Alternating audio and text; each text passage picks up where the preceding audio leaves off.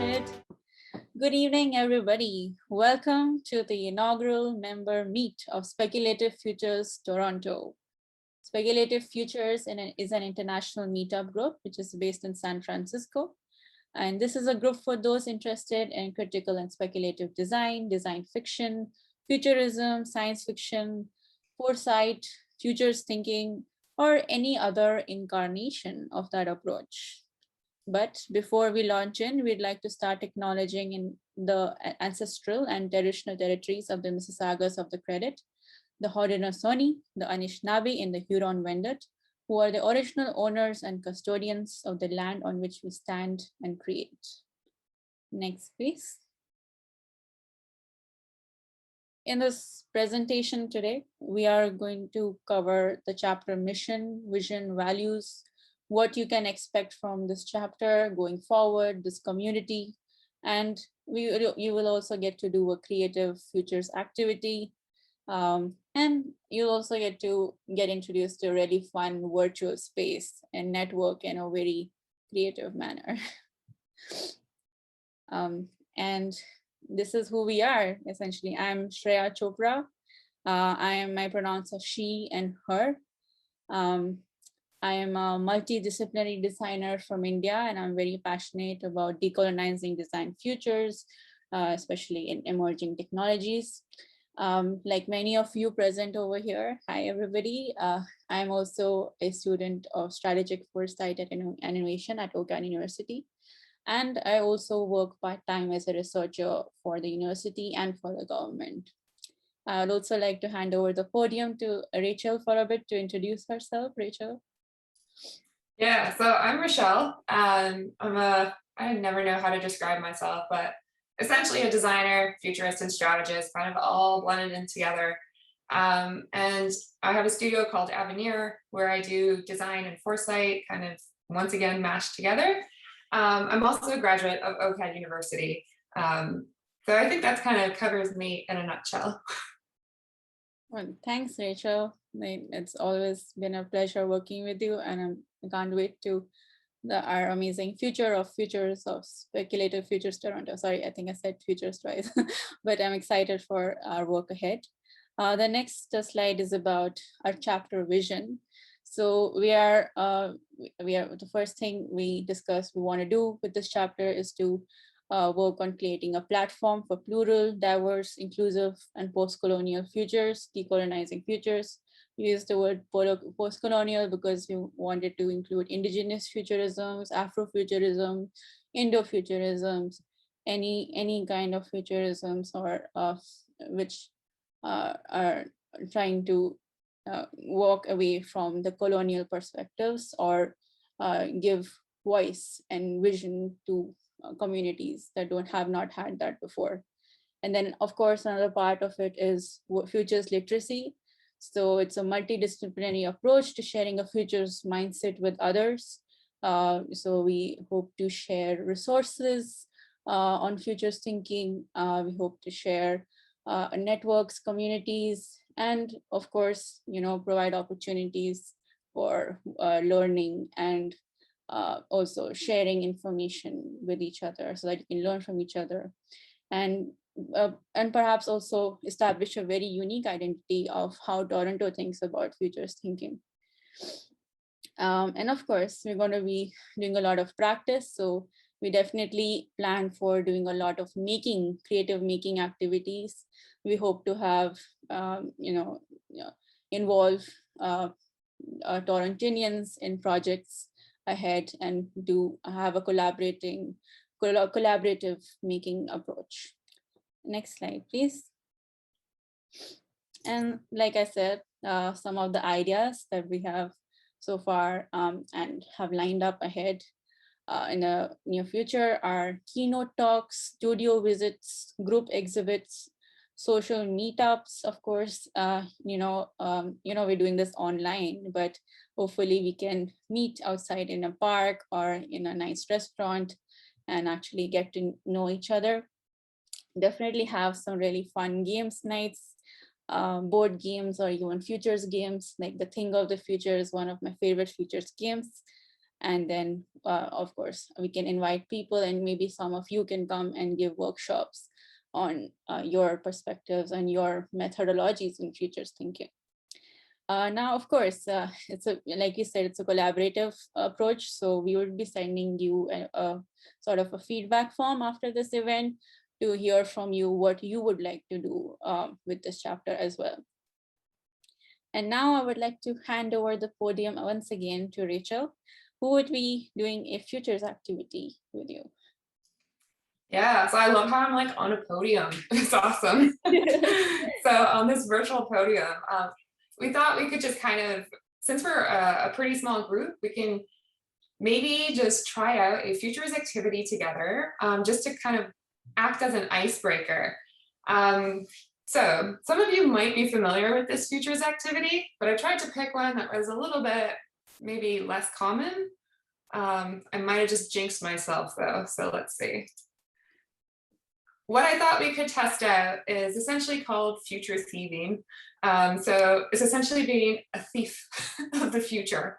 So for this activity, I thought we could spend about 2 minutes imagining that we somehow traveled roughly kind of 40 years into the future.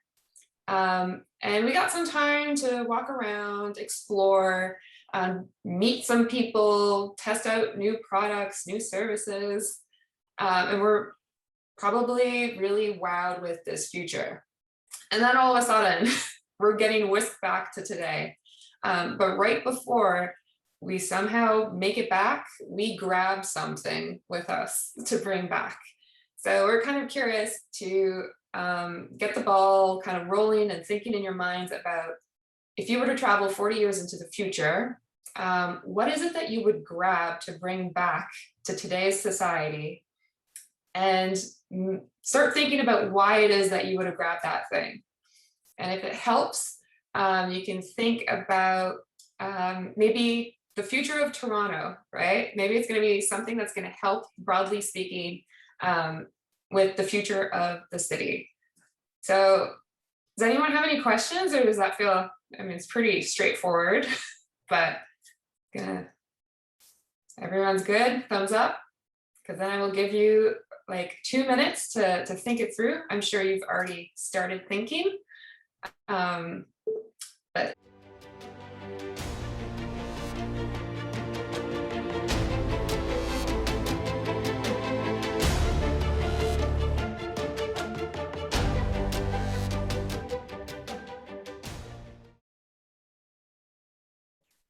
let's just like kind of share out, what the heck did we grab?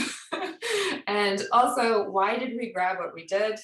And we can just kind of have a few little conversations about it. So maybe, once again, you do not have to share if you do not want to. There's no pressure. And we're also not going to judge. So I can go first. For some reason, maybe this hints at what I want to be doing later this evening, but I was like, I want to grab an entire sort of meditative shower pod system that has some type of aromatherapy built in. It's like this very relaxing pod where I can just disconnect and almost like rejuvenate. Yes, that's what I would grab. Don't ask me how I can carry all of that, but that's what I wrote down. And I think my reasons for that were pretty selfish. It was just, I want to be in a nice pod. So does anyone want to go next? Well, since I already shared in the chat, maybe I can go. Oh, yes, please.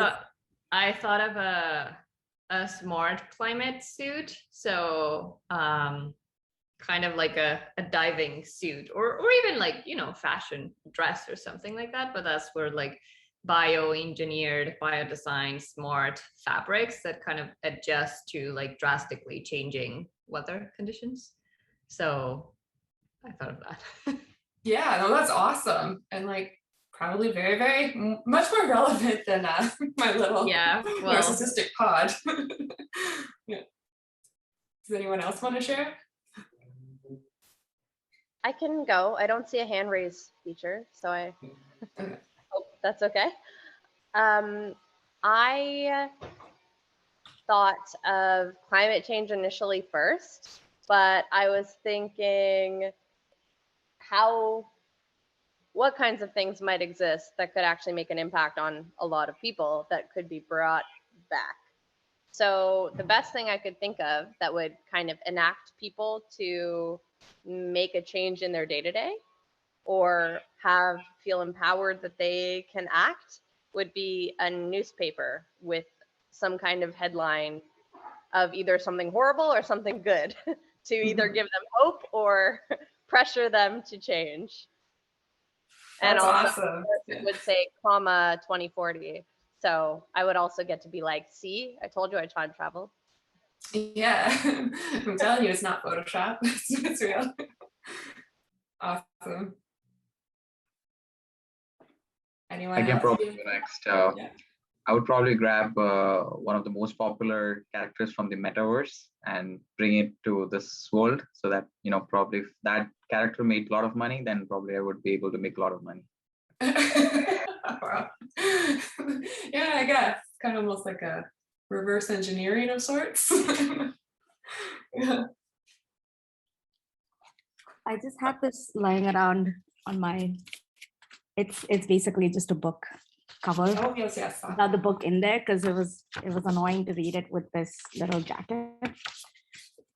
Maybe this is how books are in 2040. It's a little brochure and then you click on something to actually read it. So yeah, probably. That's cool. Yeah. I kind of secretly wish it's like the Matrix where you just click upload. Just goes to my brain. Yeah, as research students, master students, that's like the ideal technology we need to just put the book on top of a head and it gets absorbed forever. Yeah. Hopefully there's no corrupted files. Yeah. Oh yeah, we don't need that. Speaking of corrupted files, the thing that I'm going to grab from the future is a copy of whatever the predominant operating system for like computers or mobile phones is, whether that's on I don't know what, USB or USB type X or something like that. I don't know. Right. And then and bring it back to the present so that we can start, computer science can start future proofing things so we don't lose like information and media files like we already do from the 90s here. Right. Quite a strategic grab and go. Yeah. So just kind of real quick, is there anyone else who wants to share, or we can kind of, I know we're moving pretty fast, but figured it's a pretty simple exercise. We all good? Yep. You can bring back more things if you feel like. Yeah. You have a grab bag. Yeah. Like, just kind of like a future criminal, I guess, but it's okay. We won't tell, they won't know. Okay. So I guess we just, from that sort of exercise, we were going to invite everyone to join. I don't know how many of you have used Gather.town before. It's kind of like a little bit funner than Zoom, just because you can kind of accidentally bump into people, get connected via a video chat, and you can kind of move around. There's even games to play in there. So we'll throw the link in the chat, and we will see each other there. And this is kind of just the unstructured social part of this meetup. We kind of wanted to give you guys a little bit of an intro to the chapter, but then really leave it up to you guys to get to know one another and really act more like a social night where you're just chatting with one another.